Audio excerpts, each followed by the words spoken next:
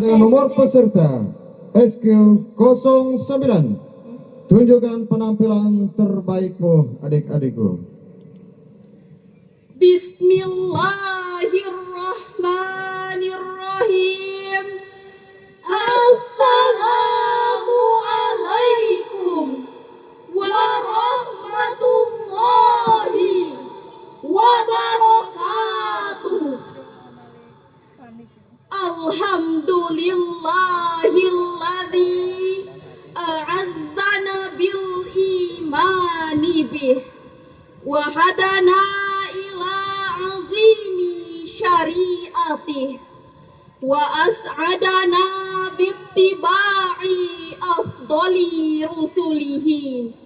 Asyhadu an la ilaha illallah wahdahu la syarikalah fi uluhiyatihi wa rububiyatihi wa asma'ihi wa sifatihi wa asyhadu anna Muhammadan abduhu wa rasuluh.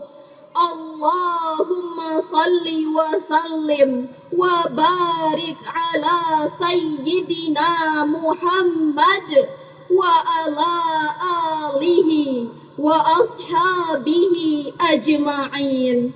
Amma ba'd. Sahabat MTQ yang kami cintai, dewan juri yang wajahnya berseri-seri, para ofisial dan pelatih yang hadir pada hari ini, semoga kita semua senantiasa dirahmati Sang Ilahi. Allahumma amin. Perkembangan teknologi di era modern saat ini telah membawa perubahan yang sangat signifikan dalam kehidupan manusia. Salah satu inovasi terbesar yang sedang berkembang pesat adalah kecerdasan buatan atau artificial intelligence yang disingkat dengan AI. Teknologi ini mampu melakukan berbagai aktivitas yang sebelumnya hanya dapat dilakukan oleh manusia, seperti menganalisis data, menulis, bahkan meniru suara dan wajah seseorang.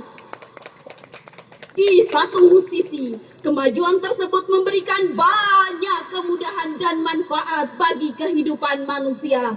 Namun hadirin, di sisi lain, perkembangan tersebut juga menimbulkan berbagai persoalan baru, terutama dalam aspek etika, kebenaran informasi, dan tanggung jawab moral.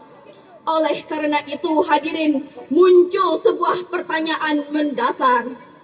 Bagaimana seharusnya umat Islam menyikapi perkembangan teknologi ini?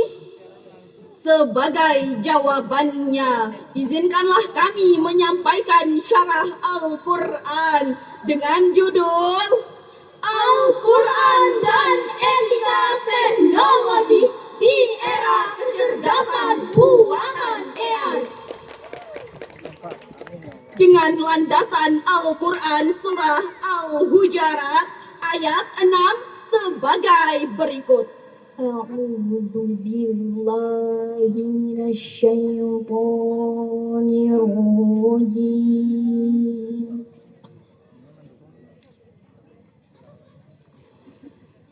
Bismillahirrahmanirrahim.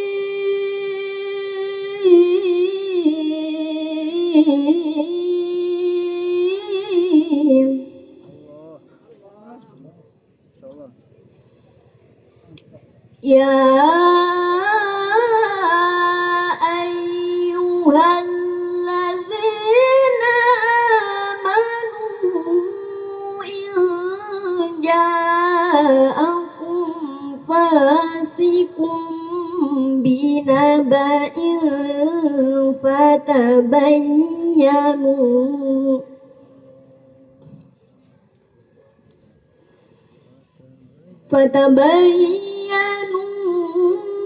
an tusibu qawman بجهالة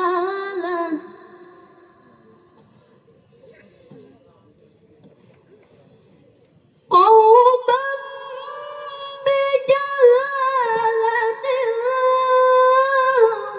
فتصبحوا على ما فعلتم نادمين.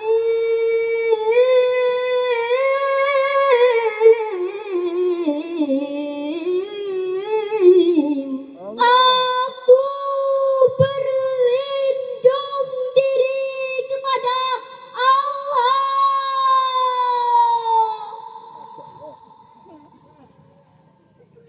dari usikan setan yang terkutuk.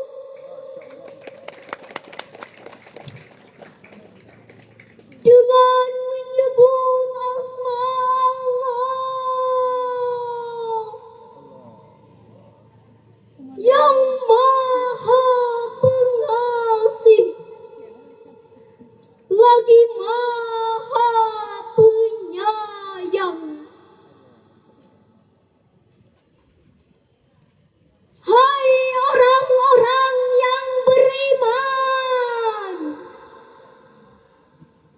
jika datang kepadamu orang fasik membawa suatu berita, maka periksalah dengan teliti agar kamu tidak menimpakan suatu musibah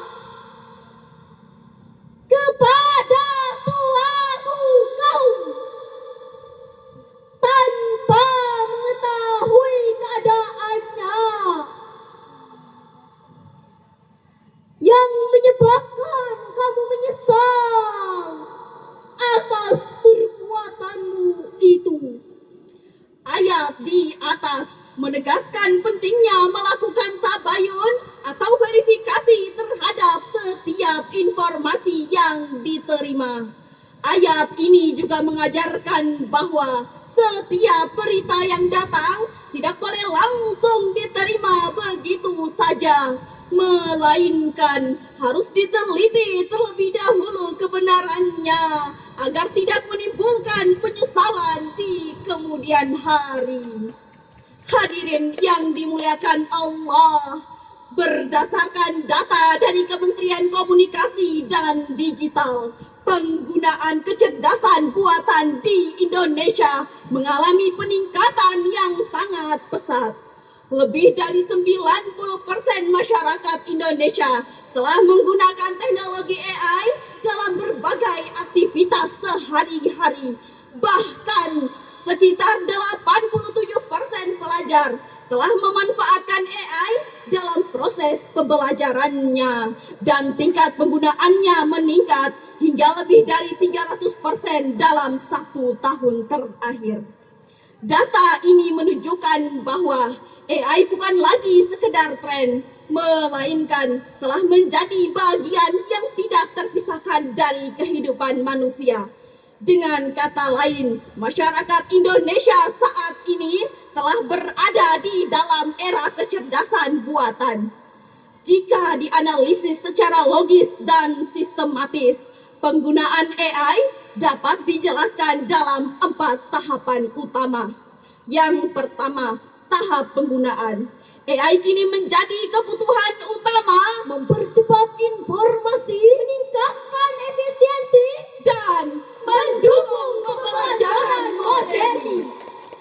Yang kedua, tahap dampak. AI membawa kemudahan besar, namun memicu hoax, manipulasi, dan krisis kejujuran pendidikan. Yang ketiga, tahap resiko. Tanpa etika, AI berpotensi merusak moral, menyebar informasi salah, dan menyesatkan masyarakat luas. Yang keempat, tahap solusi. Al-Quran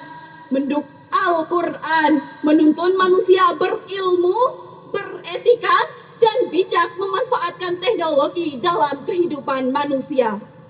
Dalam hal ini, Al-Quran hadir sebagai pedoman utama yang mengatur perilaku manusia.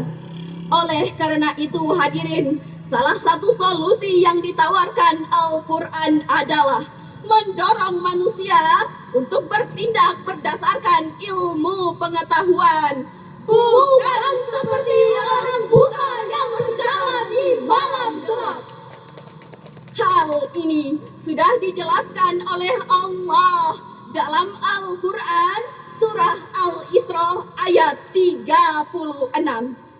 ولا تقف ما ليس لك به علم ولا تقف ما ليس لك به علم إن السمع والبصر